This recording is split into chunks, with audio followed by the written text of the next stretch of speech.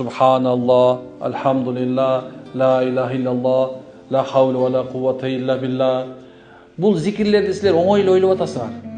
Зикирдің миңден ашқан пайдасы бар.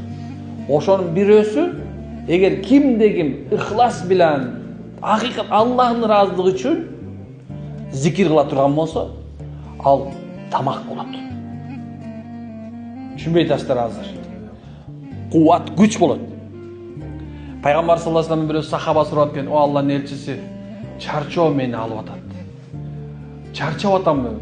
Жумушум оор болгондугунан" дегенде, пайгамбар айтқан, "Субханаллахты 33 жолу айт, Алхамдулиллахты 33 айт, Аллаху 34 жолу айт, ла илаха иллаллах вахдаху ла шарика лах, лахул мулк ва лахул хамд, ва хуа ала кулли шайин кадир" деп айт.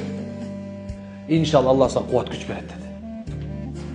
Daha bir okuyada Fatima radıyallahu anha, mo'minların enesi, Peygamberimizin kızı, Beyiş'tin hanışasının birösü, Peygamberimiz o ata, "Ya Resulullah, men çarçap atam, kıynalıp kettim" deyende, Peygamberimiz aytkan, "Subhanallah 33, Alhamdulillah 33, Allahu Ekber 34"